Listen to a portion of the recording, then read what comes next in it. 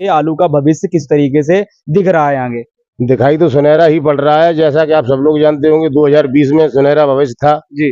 तो आकलन तो उसी के हिसाब से किया जा रहा है कि 2020 की पुनरावृत्ति होनी चाहिए। लेकिन सर 2000 नमस्कार, मैं हूं आशीष राजपूत और आप देख रहे हैं अपना टॉप भारत। किसान भाइयों, इस समय मौजूद हैं इटावा डिस्ट्रिक्ट के अंतर्गत प्रकाश कोल्ड स्टोरेज पुपई इकदिल में।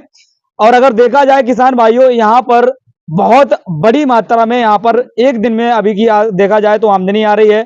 अभी सुबह का समय है और 11 बजे के आसपास का ये टाइम है।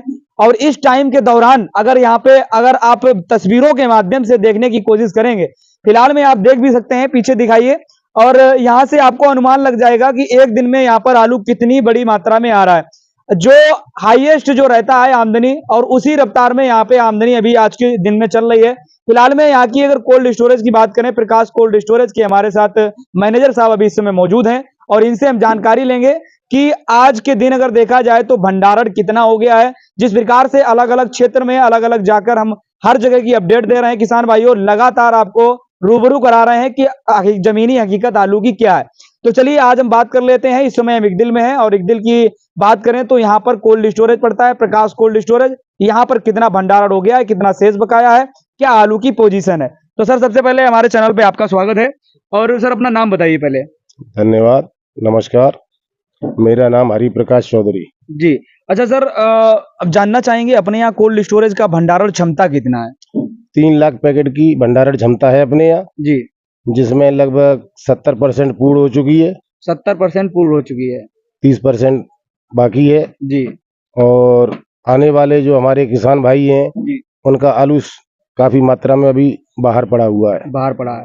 अच्छा सर, कह सकते हैं कि अभी जो बारदाना वगैरह है वो बड़ी संख्या में बटा हुआ है। हाँ, बारदाना काफी ज्यादा संख्या में बटा हुआ है। तो सर अभी नए किसान जो हैं उनके लिए अभी एंट्री कोल्ड स्टोरेज में है या अन्यथा या बंद हो गई? नए किसानों की एंट्री बंद कर दी गई है, केवल पुराने किसानों का आलू लिया जा रहा है। पुराने किसानों को लिया जा रहा है। अच्छा सर, जो आज आंकड़े दिख रहे हैं, अगर अभी वीडियो के माध्यम से हमने देखा भी है, अभी अपने आंखों से देखा है, जो पूरे कोल्ड में इतना बड़ा जाम लगा हुआ है, सर इसका क्या कारण है? मतलब कि एक दिन में आमदनी ज्यादा बड़ी मात्रा में आ रही है, कितनी लगभग आ रही है? आमदनी ज्यादा की कोई विशेष वजह नहीं है। एक तो हमारे किसानों की पैदावार पर्याप्त निकल रही है जी। और प्रकाश कोल्ड स्टोरेज पर किसानों का भरोसा कुछ ज्यादा है। जी। शायद है कि सभी कोल्डों में इतना जाम नहीं है, कुछ चुनिंदा कोल्डों में जाम है। जी। जैसे पीछे आर्यन कोल्ड है, जी। केएल कोल्ड है, इनमें जाम लगे हुए हैं। जी। और हमारे आजू बाजू कुछ कोल्ड हैं, उनमें जाम नहीं है। जी। तो इससे ये साबित होता है कि प्रकाश कोल्ड स्टोरेज के व्यापार व्यवसाय पर, भंडारण पर किसानों का अटूट भरोसा है। उस भरोसे का मैं स्वागत करता हूं। जी। अच्छा सर, एक दिन की आमदनी की बात करें तो कितनी लगभग अभी एवरेज क्या चल रहा है? 3 लाख की यहाँ की भंडारण क्षमता है, उसके हिसाब से जो है करीब 15 से 20 हजार बोरी की रोज की आमदन चल रही है। आमद चल रही है। अच्छा, ये आमद सर, ये आमद में करंट कब तक देखने को मिलेगा? संभावना ये है कि 20 तारीख या होली तक चलेगी। अच्छा, होली तक जो है ये करंट, तो इस हिसाब से सर लगता है कि कोल्ड स्टोरेज अपने यहाँ डिस्ट्रिक्ट के फुल हो जाने चाहिए। संपूर्ण भंडारण क्षमता देखी जाए तो 80% पर जानी चाहिए, 80% पूरा एवरेज लगाकर। एवरेज लगाकर। अच्छा, जो जिसकी गुडविल है उसका कोल्ड स्टोर बनने से कोई रोक नहीं पाएगा। हाँ, वो तो पूरे फुल हो रही है। पूरे फुल हो रहे हैं। इटावा जनपद में 2-3 कोल्ड फुल हो भी चुके हैं। जी। जी। एक साई शीतगृह है, वो फुल हो चुका है। जी। और प्रकाश शीतगृह भी होली से पहले ही पूर्ण होने की संभावना है। जी। अच्छा सर, एक देखा जाए तो जैसे कि अभी 30% अभी बकाया शेष यहाँ पे भंडारण क्षमता बची हुई है, और यहाँ पर अगर देखा जाए तो ग्राउंड में कितना आलू बकाया शेष है जो कभी खुदाई के लिए शेष बचा है?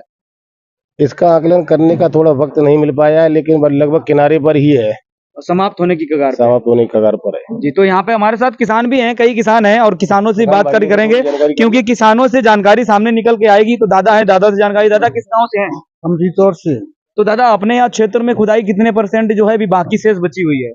करीब 80% खुदाई हो चुकी। 80% होगी, 20% बाकी है। तो क्या लगता है दादा, इस वर्ष जो 20% बकाया शेष बची है, वो कोल्ड स्टोरेज जो 30% अभी खाली है उसके लिए भरने के लिए पर्याप्त है क्या? हाँ, ये स्टोर के लिए है, पर्याप्त है। पर्याप्त है। तो क्या लग रहा है, आराम से भर चलेगा स्टोर? हाँ, स्टोर तो नहीं भरे। स्टोर कठिन काम है। अच्छा, जो अच्छे कोल्ड स्टोरेज हैं जिन्होंने अपनी छाप छोड़ रखी है वो तो भर जाएंगे। तो सर सब नहीं भर पाएंगे। सब नहीं भर पाएंगे। तो दादा, नए कोल्ड स्टोरेज अपने यहाँ जो बने हैं उनकी पोजीशन क्या है? उनकी पोजीशन तो ये है, जैसा दाम खर्च करेंगे वैसा काम होगा उनका। अच्छा अच्छा, हाँ। तो अच्छा एक बात और है, मैनेजर साहब से और जानकारी लेना है। मैनेजर साहब, जो जया मतलब कोई किसान था उसके लिए फाइनेंस सुविधा अपने यहाँ कोल्ड स्टोरेज से मिल रही है क्या? ना फाइनेंस सुविधा बैंक से स्वीकृत हो जाती है, फिर किसानों को उपलब्ध कराई जाती है। जी जी। अच्छा ये भी है। प्रत्येक किसान की आवश्यकता के अनुसार उपलब्ध कराई जाती है। मैनेजर साहब, आपने अपने कोल्ड स्टोरेज में कितने वर्ष हो गए हैं जो कमान शादी हुई है? कोल्ड स्टोरेज को स्थापित हुए तो लगभग 20 वर्ष हो चुके हैं। जी। कमान हमारे हाथ में है लगभग 12 वर्ष से। अच्छा सर, 12 वर्ष में क्या लग रहा है, आपने बहुत उतार चढ़ाव देखे होंगे आलू के भविष्य के, इस वर्ष क्या लग रहा है 2024 में किसानों के लिए आलू का भविष्य किस तरीके से दिख रहा है आगे? दिखाई तो सुनहरा ही पड़ रहा है, जैसा कि आप सब लोग जानते होंगे 2020 में सुनहरा भविष्य था, जी। तो आकलन तो उसी के हिसाब से किया जा रहा है कि लेकिन- 2020 की पुनरावृत्ति होनी चाहिए। लेकिन सर 2020 में 2200 रुपए पैकेट वाला आलू एक सप्ताह बाद 100-150 रुपए में भी बिका था।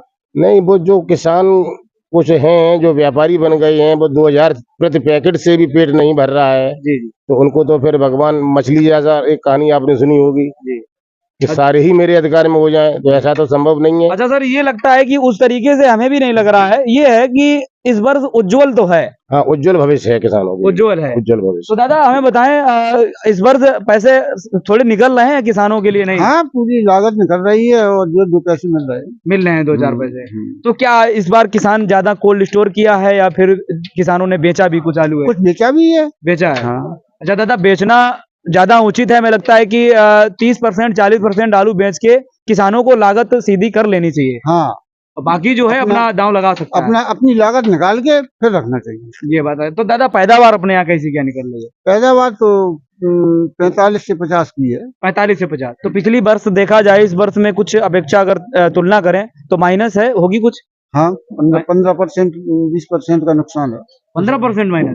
15%। तो हमें लगता है डिस्ट्रिक्ट कन्नौज के अंतर्गत वही कहीं ना कहीं देखने को मिल रहा कन्नौज, फरुखाबाद का और इटावा का एक ही हाल है। सेम है। ये बात। तो चलिए किसान भाइयों, अगर देखा जाए तो आज हम इस समय प्रकाश कोल्ड स्टोरेज में मौजूद थे, जो कि एक दिल कस्बे के आसपास आता है। और यहाँ पर किसान भाइयों अगर बात करें तो कोल्ड स्टोरेज 70% के आसपास में भंडारण यहाँ पे हो चुका है। बाकी आप तस्वीरों के माध्यम से देख भी पा रहे होंगे, ऊपर से देखिए लास्ट तक यहाँ पे लंबी लंबी लाइनें लगी हैं। और कोल्ड स्टोरेज जिस तरीके से पिछली वर्ष आपको इस तरीके के आंकड़े दिख रहे थे, इस तरीके की तस्वीरें दिख रही थी, इस वर्ष भी उसी तरीके से कुछ नज़ारे यहाँ पे सामने आए हैं। और ये हमें आज, कल भी हम एक आध कोल्ड स्टोरेज में गए थे, लेकिन आज जो यहाँ पे नज़ारा हमें दिखा है ये बिल्कुल चौंकाने वाला है, क्योंकि इस तरीके के जो नज़ारे थे वो पिछली वर्ष देखने को मिले थे, लेकिन इस वर्ष हमें आज ये प्रकाश कोल्ड स्टोरेज में आज फिर से वही नज़ारा देखने को मिला है। क्योंकि यहाँ पे लगभग 20 से 25 नहीं बल्कि 30 गाड़ियां अंदर कोल्ड स्टोरेज के प्रवेश कर चुकी हैं, लाइन लगा के खड़ी हैं और गाड़ी उतारने का इंतजार कर रही हैं। तो किसान भाइयों, ये एक अच्छी बात है और लगता है कि कोल्ड स्टोरेज अब इस माहौल को देखते हुए धीरे धीरे अपने भरने की ओर बढ़ रहे हैं।